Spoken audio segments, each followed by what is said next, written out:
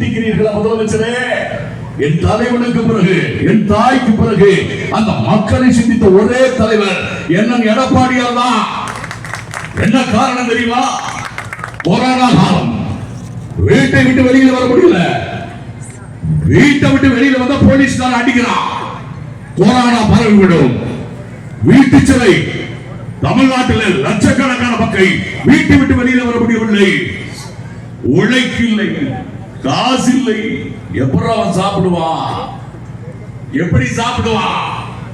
உடனடியாக அத்துணை மக்களுக்கு ரேஷன் கடையில அனைத்து மளிகை பொருட்களையும் 8 மாத காலம் இலவசமாக போட உத்தரவிட்ட தலைவர் எங்கள் இடமான தலைவர் எடப்பாடியா.